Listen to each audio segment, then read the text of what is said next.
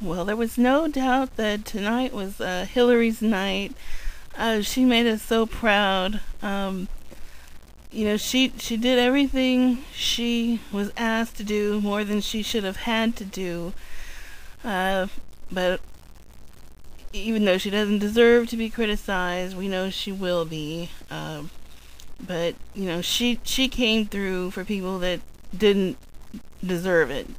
I was going to offer my comments or commentary on it, but after Hillary gave her speech, CNN went and interviewed one of the Hillary delegates that was down on the floor, and I think that this lady brought me to tears. She was so passionate in what she had to say, and I think she, sort of expressed what so many of us are feeling. And so I did something I don't normally do, which is to videotape, that portion, and I uploaded it, and I'll have it linked to this, and I urge everybody to watch this woman. If this doesn't move you, then I don't know what will. Two things, though, that I do want to comment on really quickly are: number one, is it me, or did somebody leave the door open on the nut house? Or to the nut house? Because I gotta tell you, the Obama culties are coming out of the woodwork. I'm seeing so many attacks in the last 2 days. Obviously, well, what's spurring it is because, they see the writing on the wall. They see their guy going down the tubes. I understand why that's getting them all flustered and riled, and they can't control it, they can't stop it, so they have to lash out. And they're lashing out on the ones that they think are responsible for it, so which would be the PUMA people.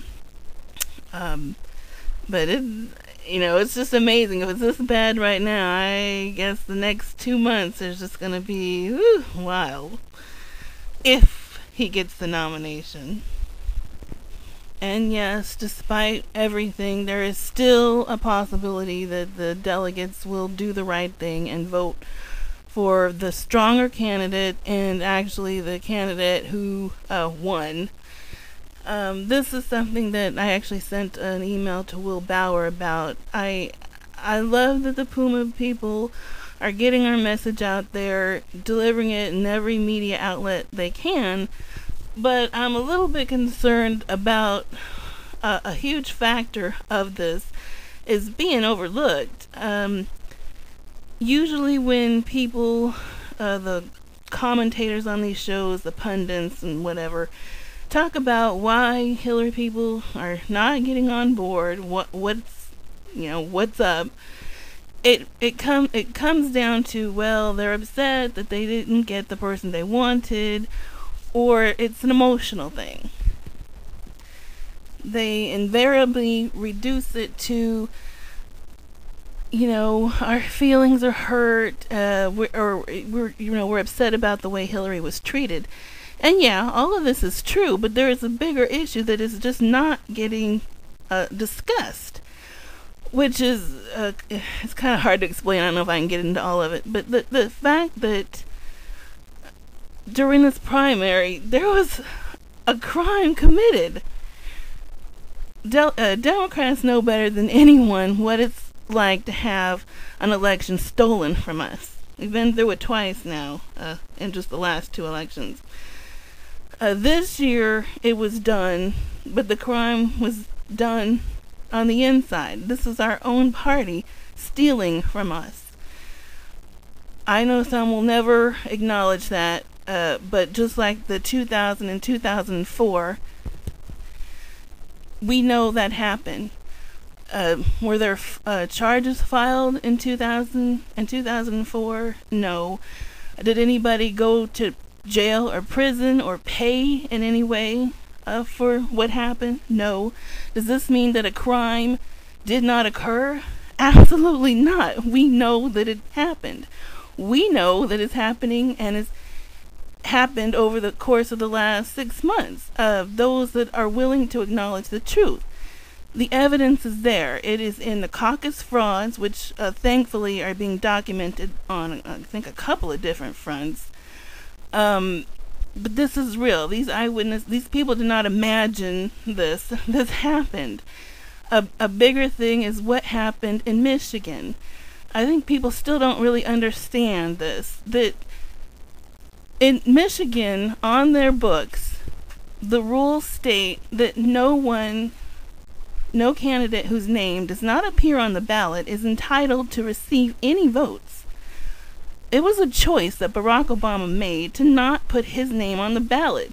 We want to talk about his superior judgment. Well, this was his choice. This was not, oh, well, I'm going to be a good guy and play by the rules. The rules were Florida and Michigan were going to be punished. It was a decision. This was not a rule. This was just a decision that the candidates made to not campaign in this state, and there was no rule about putting your name on there. Hillary decided to. That was her choice. Barack Obama had the same choice. He chose not to do this. Yet now the RBC, when they met, they decided in the spirit of fairness to take 600,000 votes. That represents 600,000 people. Take their voices and their votes, because that's what a vote is. It's the only voice that you have, to affect change in this country, and gave it to him. They stole the votes from these people. Nobody asked these people, well, did you intend to vote for Barack Obama when you selected, none of the above or whatever, uncommitted was what it was? No. We know because we've heard from these people. They've called into our PUMA radio shows. They were very angry that the DNC did this. Everybody understands when somebody takes something that belongs to you and gives it to somebody that is not entitled to it. That is what happened. This was a theft. And it's because they stole, the DNC did this and gave it to Obama and effectively altered the outcome of this entire election. Another thing that has happened is that the lie that is constantly reiterated in the media by the DNC and by the Obama people is that he is the winner. No, it is a fact that neither Hillary or Obama won. That is, they acquired the number of delegates needed to secure the nomination during the primaries and the caucuses. Because neither one of them won, it is up to the 800 or so superdelegates to determine this whole thing, none of whom has voted yet. I try to explain this to people, and people still don't understand. They say, well, okay, he has a lead, so technically he won, which is a lie. But they say this is a reason why the delegates should vote for him, the super ones. No. When you make this argument, what you are saying is this. Say all 48 states voted. There was 2 states left, and Barack and Hillary were in a tie. Statistically, that is true. When you add Florida and Michigan, there's only 59 delegates separating them between the pledged delegates without any supers included. So let's say that's where they were. Illinois goes next. They vote.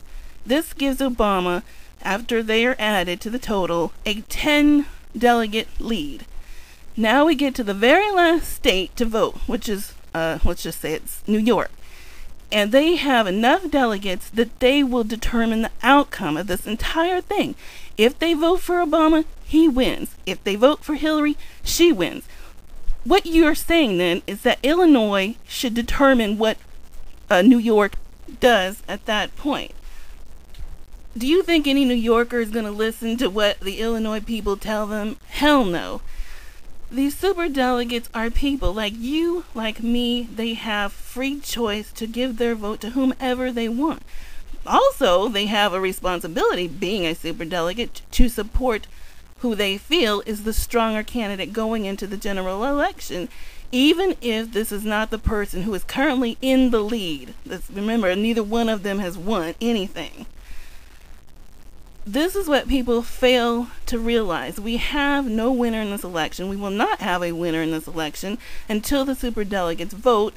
And if they side with Barack Obama, they are in fact sanctioning a crime that was committed in this party. I wish the Pumas would get this message out there. It needs to go.